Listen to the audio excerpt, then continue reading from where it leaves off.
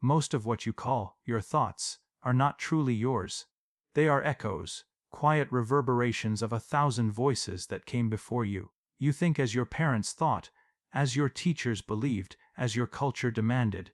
You wear these inherited ideas like invisible garments, never questioning who wove them or why you continue to wear them. You assume they are natural, but they are not. They are chains made of words, of beliefs, of silent agreements passed down through generations that never dared to ask why. You see, the human mind is born pure, open, fluid, receptive, but from childhood, you are given labels, instructions, and limitations. You are told what is right, what is wrong, what is possible, what is forbidden. These ideas sink deep into the unconscious, shaping the architecture of your perception. You begin to see the world through the bars of this inherited cage. You no longer perceive reality as it is, but as you were told it should be. This is the great tragedy of collective conditioning, that you confuse conformity with truth. You follow the path that others walked not because it is right for you, but because it feels safe. Yet safety is the enemy of awakening. It whispers to you that obedience will bring peace, that compliance will earn love, that belonging is worth the price of your authenticity. And so, quietly, you betray yourself. You become a reflection of the collective mind, a mirror that repeats the same thoughts of fear, judgment, and limitation. To set yourself free, you must begin by seeing the cage. Notice how your thoughts move automatically, how they defend ideas you never consciously chose, how they resist the unknown. Freedom does not begin with rebellion against the outer world. It begins with rebellion within. The moment you dare to ask, "Is this truly mine?" you begin to loosen the chains. You realize that much of what you believe is not the product of your soul, but the residue of others' fears. When you begin to think for yourself, not from reaction, not from imitation, but from direct experience, you become alive for the first time. This is not arrogance, it is the birth of individuality. To free yourself from inherited thinking is to return to the innocence of your original mind, vast, curious, and alive with wonder. It is to awaken from the trance of borrowed truths and stand in the luminous power of your own awareness. The true beginning of freedom is not found in action, but in awareness. Before you can change your life, you must first learn to see it, to observe yourself, your thoughts, your emotions, your impulses, without judgment or interference is the most sacred act of liberation. Most people live entirely identified with the noise inside their heads. They are pulled from one thought to another like leaves in a storm, believing every voice within is their own. But you are not your thoughts, you are the one who watches them. When you begin to practice inner observation, something extraordinary happens. The endless chatter of the mind starts to lose its power. You see thoughts rise and fall like waves, and in that seeing, you realize, they come and go, but you remain. You discover a quiet center, an awareness untouched by fear, desire, or opinion. It does not need to control or argue, it simply witnesses. This is the beginning of mastery. Most suffering arises because we are lost in identification. When anger arises, we say, "I am angry." When fear appears, we say, "I am afraid." But in truth, these emotions are visitors, not your essence. The moment you observe them, you create a space between yourself and the emotion, and in that space, transformation becomes possible. Observation is the light that dissolves illusion. The ego resists this awareness because it thrives on distraction. It needs constant activity, constant noise, constant comparison to exist. Silence terrifies it, for silence exposes its emptiness. But once you dare to be still, to watch the movements of your own mind, the ego begins to unravel. You start to see how many of your thoughts are repetitive patterns, mechanical reactions, not conscious choices. You see the mind replaying old fears, rehearsing future anxieties, reliving past wounds. And slowly, through witnessing, you begin to awaken from the dream. Inner observation is not withdrawal from life. It is the deepest participation in it. When you observe your thoughts, you no longer react blindly. You begin to choose. You can respond instead of repeat. You start to sense a higher intelligence within you, a guiding presence that is calm, compassionate, and wise. That is your true self, the consciousness that existed before the first thought ever arose. To observe is to remember your divinity. It is the quiet revolution that changes everything without force. As you watch your mind, you cease to be a prisoner of it. You are no longer the storm, you are the vast sky that holds it. From that awareness, new thoughts begin to arise, not from fear or conditioning, but from clarity.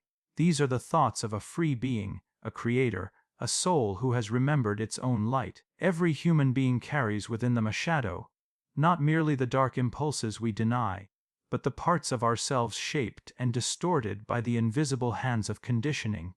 From the moment we are born, the world begins to teach us who we should be. We learn which emotions are acceptable, which dreams are realistic, which behaviors will earn approval. We are rewarded for obedience and punished for authenticity.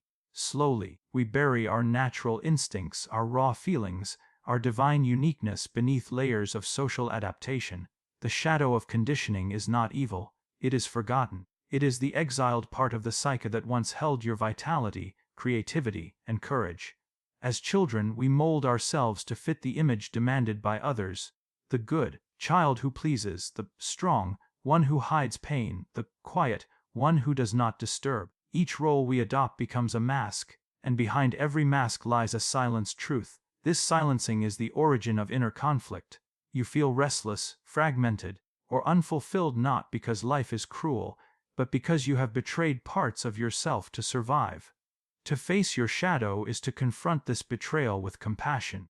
It requires immense courage to look inward and admit, I am not as whole as I pretend to be.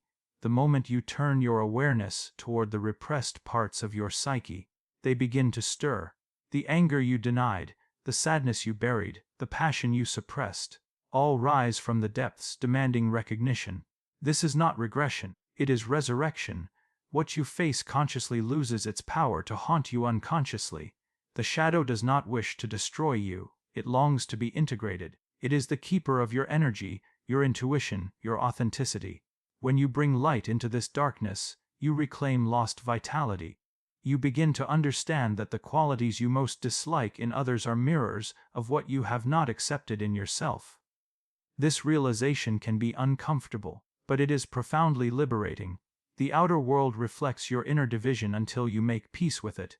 Yet, many resist this process. They prefer to live as fragments rather than confront the full magnitude of who they are. Society encourages this. It praises the well-adjusted mask and punishes the raw truth. But Jung reminds us what you resist not only persists, it grows stronger. The unexamined shadow becomes fate. It controls you through projection, compulsion, and fear. To break free from the shadow of conditioning, you must stop running from discomfort. Sit with the emotions you were taught to suppress. Let the pain speak. Let the forgotten parts of you tell their stories. And when you can hold your darkness without judgment, something miraculous occurs. The shadow transforms into wisdom. You begin to feel integrated, grounded, whole. This is not about becoming perfect, it is about becoming real. The freer you are from the conditioning that shaped your false identity, the closer you come to your true essence. The shadow ceases to be an enemy and becomes an ally, a guide leading you toward inner freedom. In embracing what you once rejected, you awaken the deepest power of the soul, the power to be entirely, unapologetically yourself. The moment you become aware of the conflict within you, the pull between what you have been told to be and what you truly are, is the moment your awakening begins. It feels like chaos at first. You sense a fracture, a restlessness that will not quiet itself. Part of you clings to the old identity, to the familiar comfort of the known. Another part calls from deep within, whispering of something vast, untamed, and authentic. This tension is not a mistake. It is the sacred friction through which the soul begins to emerge from the unconscious. Most people try to escape this inner conflict. They seek distraction, certainty, and comfort to silence it. They tell themselves that peace means the absence of struggle, but the truth is that the real peace of the spirit is born only after this storm has been faced. The conflict you feel is not the enemy, it is the labor pain of your becoming. To awaken is to realize that the very tension tearing you apart is the force that is also drawing you toward wholeness. Inside you live two voices. One is the voice of conditioning, rational, fearful, concerned with safety, image, and acceptance. It speaks in the language of should and must. The other voice is ancient, quiet, yet immensely powerful. It is the voice of the self, the unconditioned consciousness that longs for expression. These two forces cannot coexist peacefully at first, because one demands conformity while the other demands truth. To listen to your true voice, you must endure the noise of the false one. Jung often said, "There is no coming to consciousness without pain." The inner conflict is that pain. It is the psyche's way of forcing you to see where you have lived in opposition to yourself. Every contradiction, every moment of doubt or confusion, is an invitation to go deeper. You are not being punished, you are being purified. The false layers of identity are being burned away, so that the essence of who you are can finally stand revealed.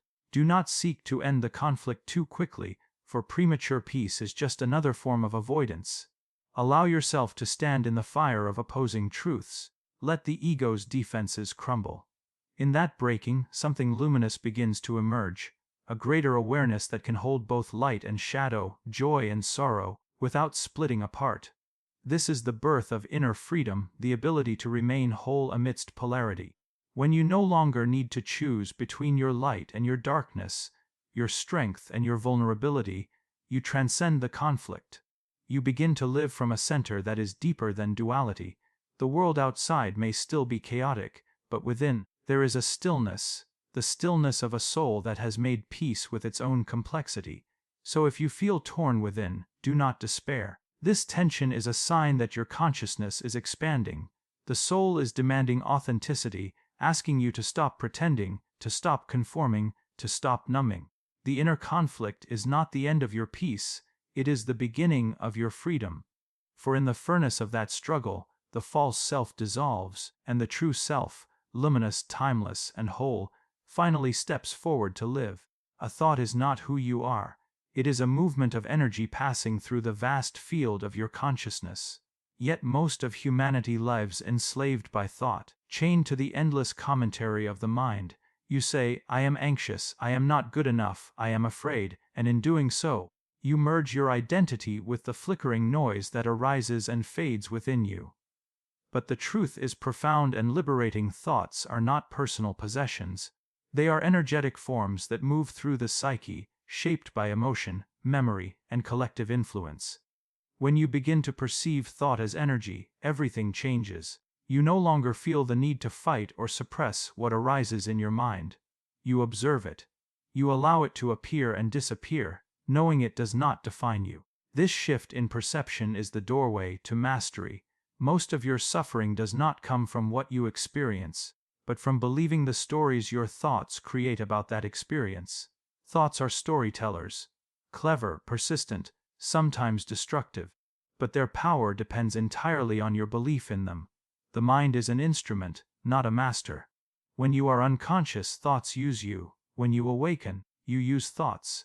Each thought carries a certain vibration, some expand you, others contract you. When a thought of fear arises, feel its energy. Does it make your body tense, your breath shallow, your heart close? That is contraction. When a thought of truth or compassion arises, notice the openness, the peace, the gentle expansion it brings. This is your inner compass. It reveals which thoughts are aligned with your higher consciousness and which are merely echoes of conditioning. You cannot stop thoughts from coming, but you can transform your relationship with them. When you stop identifying, thoughts lose their gravity. They no longer pull you into spirals of worry or self-doubt. Instead, they become signals, information, not identity. You can examine them, learn from them, and then release them.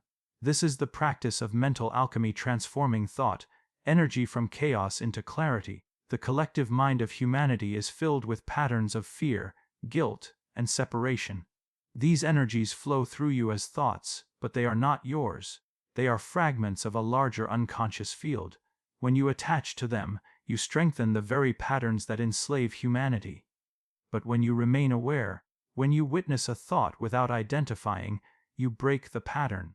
You become a point of liberation in the collective psyche, a transmitter of clarity amidst confusion.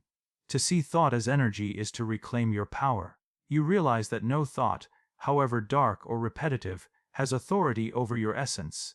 You can let it pass like wind through an open window. What remains when the thought dissolves is you. The silent, aware presence that never changes. That is your true identity, consciousness itself. Once you live from this awareness, thinking becomes sacred. You no longer use thought to defend the ego but to express truth. You think creatively, not compulsively. You use thought as an artist uses color, deliberately, beautifully, and with purpose. You speak from consciousness, not from fear. This is the great transformation. From being a thinker lost in thought to being consciousness directing thought. It is the difference between being carried by the river and learning to flow with it. When you understand thought as energy, you are no longer at its mercy. You become the stillness behind it. The infinite presence that watches, guides, and creates through the silent intelligence of the soul. Every human being is not merely an isolated mind, but a living cell within the greater body of humanity. Beneath your personal memories, beneath your private dreams and fears, there exists a deeper realm, the collective unconscious. It is the vast ocean of shared psychic material from which all individual consciousness arises. Within it live the archetypes, the ancient blueprints of human experience, the mother, the hero, the victim, the sage, the lover, the shadow. Whether you know it or not, these universal patterns move through you, shaping your emotions, your thoughts, and even your destiny. When you look deeply into yourself, you are looking into this vast mirror. The ideas, impulses, and reactions that surface in your consciousness are not always your own. They are reflections of the greater collective mind. The fears, desires, and dreams of countless generations echoing through time. Humanity's unresolved conflicts, its longing for meaning, its cycles of destruction and rebirth. All live within you as subtle vibrations of the psyche. You are not separate from them, you are them, expressed in unique form. This truth is humbling. It means that the darkness you see in others also exists in you. The cruelty, greed, ignorance, and vanity that plague the world are not foreign forces. They are reflections of humanity's shared shadow. When you condemn them without self-awareness, you remain blind to your own participation in them. But when you recognize that what disturbs you in the world mirrors something unacknowledged within, transformation begins. The outer world becomes your teacher. Every injustice, every conflict, every projection reveals a hidden part of the collective psyche calling for integration. Likewise, the beauty you admire in others, their courage, creativity, compassion, is also a reflection of you. You recognize these qualities because they live within your own depths. The collective unconscious is not only shadow but also light. It carries the wisdom of the ages, the accumulated knowledge of all souls who have ever walked this earth. When you attune to it consciously, you begin to receive insights that seem to come from beyond your individual mind. You start to dream symbolically, to sense meaning in patterns, to feel guided by something vast and timeless. To see yourself as a mirror of the collective unconscious is to accept a sacred responsibility. Your inner work is not only personal, it contributes to the evolution of humanity itself. When you heal a wound within you, you help dissolve that pattern in the collective field. When you forgive, you release not only your own pain but also the ancestral echoes of conflict carried through generations. Every moment of awareness ripples outward, transforming the invisible architecture of human consciousness. But this awareness also requires discernment. Because you are connected to the collective mind, you must learn to distinguish between what is authentically yours and what you have absorbed from others. Many of your fears and limitations are not born from your direct experience, but from collective conditioning, inherited beliefs about what is possible, acceptable, or safe. When you question these patterns and refuse to repeat them, you become a point of light in the vast unconscious network, a conscious creator rather than an unconscious participant. You cannot purify the collective by escaping it. You purify it by embodying consciousness within it. The world does not need more escape, it needs more presence. When you walk through life aware of your connection to this shared field, you begin to act differently. You speak with compassion, knowing every soul carries unseen burdens. You listen deeply, aware that behind every voice echoes the longing of countless others. You create not just for yourself but for the soul of the world. To live this way is to understand that every inner act, every moment of awareness, forgiveness, or truth, contributes to the awakening of humanity. You are both an individual flame and part of the great fire of consciousness that has been burning since the dawn of time. The collective unconscious mirrors you, and in turn, you mirror it. As you awaken, so does the whole. Deep within the human psyche lies an ancient force, an archetype that stirs whenever consciousness is ready to transcend its limitations, the archetype of the Liberator. This energy does not belong to any single culture, religion, or era. It is as old as humanity itself, emerging wherever individuals dare to challenge the tyranny of unconscious thought and collective conformity. It speaks through myths, through rebels and prophets, through those who rise not to destroy the world, but to awaken it. And whether you realize it or not, this archetype lives within you. The Liberator is the one who breaks chains, not just external ones, but the invisible bonds of the mind and soul. It is that voice within you that whispers, "There is more to life than this pattern, this fear, this endless repetition."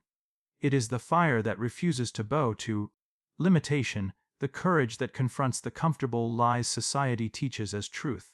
This archetype calls you to remember that you were never meant to live imprisoned by inherited thought. You were born to be a vessel through which freedom itself enters the world. But liberation is never an easy path. The Liberator must first descend into the very prison it seeks to free others from. It must confront the conditioning, the collective illusions, and the fears that dwell within its own being. Before you can liberate others, you must confront the inner tyrant, the voice of self-doubt, guilt, and conformity that keeps your true self in chains. This confrontation is the essence of transformation. The Liberator archetype awakens only through conflict. It is forged in the fire of disillusionment and self-inquiry. To embody this energy, you must be willing to stand alone. The Liberator is rarely welcomed by the world it seeks to awaken. Those asleep in comfort often resent the one who disturbs their dream. Yet, despite rejection, misunderstanding, and fear, the Liberator continues, not out of defiance but out of love. True liberation is an act of compassion. It seeks not to dominate but to reveal truth, not to impose belief but to restore inner sovereignty to every being it touches. When this archetype activates within you, you begin to see beyond appearances. You sense the invisible structures that keep humanity bound, the beliefs that limit potential, the emotions that manipulate, the systems that feed on unconsciousness. And with that awareness, you no longer feel content to play your assigned role. You begin to question, to challenge, to dismantle. You may feel as though your entire identity is being stripped away, but this is necessary. The old self must die for the new to be born. The Liberator does not merely change the mind, it transforms the soul. Yet this power can be easily distorted. When the ego takes hold of the Liberator energy, it becomes rebellion for its own sake, chaotic, angry, destructive. True liberation is not driven by hatred of the system, but by love of truth. It is an inner revolution, not an outer war. To embody the Liberator is to bring light into darkness, without becoming consumed by the darkness you confront. It is to see ignorance and still choose understanding, to witness cruelty and still choose compassion. The more you embody this archetype, the more you realize that liberation is not about escape. It is about awakening within. Freedom is not found in running from the world, but in meeting it with awareness so total that illusion dissolves upon contact. The Liberator stands in the midst of the world's confusion yet remains inwardly clear. They act from truth, not reaction. They move not as a person seeking power, but as consciousness itself setting itself free. Each time you confront a limiting belief, you free not only yourself, but the countless others connected to that same pattern in the collective unconscious. You become a node of awakening, transmitting freedom through your very being. The Liberator within you is not a distant ideal. It is your soul remembering its original nature. It calls you to reclaim your divinity, to live not as a victim of circumstance, but as a conscious creator of reality. When you answer that call, you discover something astonishing. The chains you sought to break were never real. They were made of thoughts, of fear, of identification. And once you see through them, you realize that freedom was never something to achieve. It was what you were all along. The Liberator archetype awakens you to this truth, that the only true revolution is the awakening of consciousness. Once that happens, no force in the world can ever enslave you again. There comes a point in every seeker's journey when thinking itself becomes the barrier. The mind, once a tool of understanding, turns into a restless storm, spinning endlessly in analysis, judgment, and comparison. You chase answers, form philosophies, build systems of belief. Yet the deeper truth remains hidden, not because it is far away, but because it exists in a dimension beyond thought. The ultimate freedom, the deepest liberation, begins where thought ends. This is the silence beyond thought, not the silence of suppression, but the silence of pure being. This silence is not the absence of sound, it is the presence of awareness. It is the stillness that underlies every movement, the space within which every thought arises and fades. Most people never touch it, because they are addicted to the voice in their heads, the constant narration that defines, explains, and judges reality. They confuse this voice with consciousness itself. But thought is only a ripple on the surface of the vast ocean of awareness. The ocean does not depend on the ripple depends on the ocean. When you realize this, the mind's noise loses its tyranny. In silence, there is no past or future, no story of me, no fear or desire, only presence. This presence is not dull, it is vibrant, alive, radiant with clarity. It is the ground of your being, the same consciousness that animates all life. When you enter this silence, even for a moment, you experience yourself not as a personality, but as existence itself. It is not an intellectual understanding, but a direct recognition, the kind of knowing that cannot be put into words, because it transcends all concepts. The ego fears this silence because it cannot survive there. The ego feeds on thought, on identity, on the constant reaffirmation of I and mine. When silence arises, the ego feels as if it is dying, and in a sense it is. But what dies is only the illusion of separateness. What remains is the self, vast, eternal, and free. The silence beyond thought is not empty, it is full of intelligence, full of peace. It is the creative source from which all true inspiration and intuition emerge. To touch this silence does not mean withdrawing from life. On the contrary, it allows you to engage with life more deeply. When you act from silence, your actions are no longer driven by compulsion or fear. They arise naturally, effortlessly, from the flow of the moment. You become like a dancer who no longer counts the steps. You move in harmony with existence itself. Words spoken from this silence carry power. Decisions made from it align with truth. You no longer seek validation or certainty, because silence itself becomes your foundation. It is important to understand that this silence cannot be forced. It is not achieved through suppression of thought, but through awareness of it. When you watch your thoughts without trying to stop them, they slow down on their own. You begin to sense the stillness between them, like the quiet between two notes in a piece of music. That stillness has always been there, you simply begin to notice it. As your awareness deepens, the space of silence expands until thought becomes only a faint echo within it. In this silence there is profound healing. The nervous system relaxes, the heart opens, and the fragmented parts of the psyche begin to harmonize. The silence beyond thought reconnects you to your original state. The innocence before conditioning, the peace before striving. It is the home you have always been seeking, though you have never truly left it. And once you have glimpsed it, even for a breath, something irreversible occurs. You know that no amount of thinking will ever give you what silence already offers. You understand that the greatest truths are not spoken but realized. You stop seeking meaning through intellect and start living it through presence. This is the paradox of awakening. When the mind becomes still, you finally understand without needing to think. You become one with life itself. In the silence beyond thought, you are no longer a fragment of consciousness trying to understand the whole. You are the whole, aware of itself. To free the mind is a sacred achievement, but it is not the end of the journey. It is the beginning of a greater responsibility. Freedom is not simply the absence of limitation, it is the conscious use of awareness. Once you awaken from the patterns that once enslaved you, the question arises, what will you do with your freedom? A liberated mind cannot return to the old games of ego, control, and self-interest. To remain free, it must live in alignment with truth, integrity, and compassion. The gift of awakening is immense, but so is the duty that comes with it. The duty to live consciously in a world still bound by unconsciousness.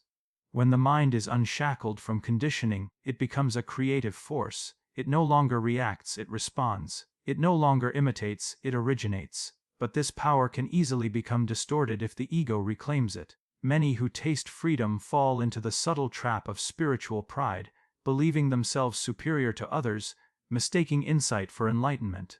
True freedom, however, is humble. It does not need to prove itself or preach, it simply is. It recognizes that every being is on their own sacred path and that awakening cannot be imposed, only inspired.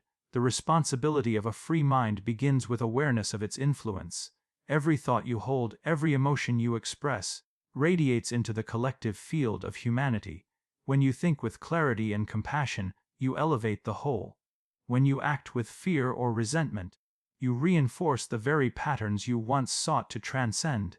The awakened individual is therefore never separate from the collective. Their consciousness ripples outward, shaping the invisible architecture of human reality. To be free is to become a custodian of consciousness itself. A free mind must also learn discernment, the ability to distinguish between truth and illusion, intuition and impulse, service and self-glorification. Freedom without wisdom becomes chaos. It is not enough to reject the rules of the old order. One must learn to live from an inner order that arises from truth. The liberated mind listens not to external authority, but to the quiet voice of the self, the eternal intelligence that speaks through silence and intuition. To follow that voice requires courage, patience, and trust. The free mind does not use its power to dominate, manipulate, or escape responsibility. It uses it to heal, to create, to bring harmony where there is division. Every word becomes intentional, every action infused with awareness.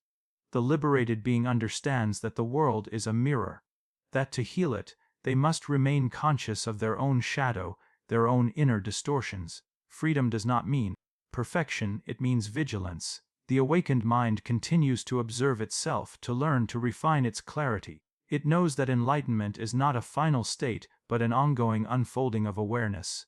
In Jungian terms, the individuated person, the one who has integrated shadow, light, and self, carries a moral obligation to the world.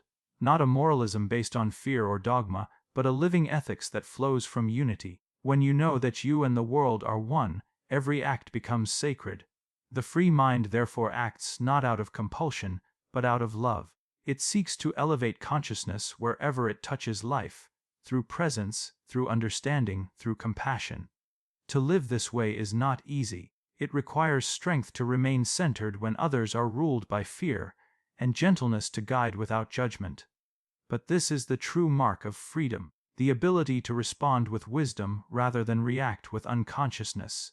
The free mind becomes a lighthouse, steady amidst the storms of human confusion, radiating calm clarity without demand for recognition. In the end, the responsibility of a free mind is to become a bridge between the unconscious and the conscious, between the personal and the universal. It must not retreat into isolation, but participate in the world as an agent of transformation. Every liberated individual becomes a channel through which humanity evolves, and so, the journey of awakening circles back to service. Freedom is not a private possession. It is a force that must flow. The mind that has awakened must give what it has discovered, not by preaching, but by embodying. To think freely is to live responsibly. To live responsibly is to serve the unfolding of consciousness itself. This is the sacred responsibility of a free mind, to use its clarity not for escape, but for creation, not to withdraw from life, but to illuminate it. The destiny of the awakened is not to escape life, but to embody its deepest truth. Awakening is not a destination, it is a return to wholeness, to authenticity, to the original self that existed before the layers of conditioning, fear, and imitation covered it. When you awaken, you do not become someone new, you remember who you were before the world taught you to forget. Yet this remembrance carries a sacred weight, for once you see clearly, you cannot unsee. Once the veil of illusion lifts, you are forever called to live in accordance with what you have discovered.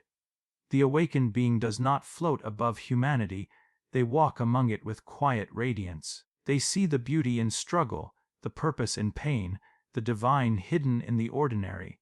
They know that the same light that burns within them also flickers in every heart, however dimly. This realization brings compassion, not superiority. The awakened no longer seek control, recognition, or validation, they seek alignment. They live from the still point within, guided by the pulse of a deeper intelligence that transcends logic and fear. Destiny, for the awakened, is not imposed by fate but chosen through consciousness. The unconscious human is carried by the currents of inherited thought, by the momentum of history, by the collective dream of should and must. But the awakened being steps out of that current. They no longer drift, they direct. Their choices are not dictated by survival but by meaning. Their actions are not reactions to fear but expressions of essence. To awaken is to become a co-creator of destiny, not its victim, yet this path is not without loneliness. The awakened must often walk through the wilderness of misunderstanding, where few can follow. The world may misread their stillness as detachment, their discernment as arrogance, their truth as rebellion. But they understand that solitude is not isolation, it is communion with the eternal. Through this sacred solitude, they gather the strength to return to the world, not as followers of its chaos, but as mirrors of its potential. In Jungian terms, the destiny of the awakened is the full realization of individuation, the complete integration of the conscious and unconscious, the personal and the archetypal. Such a person becomes an axis between heaven and earth, a bridge between the finite and the infinite. They live with one foot in time and the other in eternity. They understand that the true purpose of awakening is not to transcend the world, but to sanctify it, to make every act, every breath, every relationship an expression of the divine order unfolding through human form. The awakened know that evolution does not happen in the heavens, but within the psyche of each human being. They are the ones who bring light to the dark corners of the mind, who dissolve the false boundaries between self and other, who remind the sleeping world of its own power to see. Their life becomes a symbol, an archetype in motion, the hero who has descended into the unconscious, faced the dragon of fear, integrated the shadow, and returned with the elixir of wisdom. But this destiny is not about grand gestures or miracles, it is about presence. The awakened one transforms reality not by force, but by being. Their very existence becomes medicine, a field of coherence that heals without effort. Through their awareness, they anchor peace amidst chaos, truth amidst deception, love amidst fragmentation. To be awakened, then, is not to stand above life but to participate in it fully, with eyes open, heart unguarded, and soul attuned. It is to live from the self, where destiny and free will merge into one flow. The awakened no longer ask, "What should I do?" but rather, "What is life asking through me now?" They surrender not in defeat, but in mastery, for they know that true power lies not in control, but in conscious participation with the unfolding of the whole. The destiny of the awakened is to become a living symbol of freedom, a reminder that within every human being lies the capacity to rise beyond thought, beyond fear, beyond the cage of the collective dream. They are the seeds of a new consciousness, silently planting light in the soil of time. Their journey is eternal, for awakening is not an ending, but the infinite flowering of awareness itself. When you set yourself free from thought patterns, you are no longer a prisoner of the past, you become the future itself.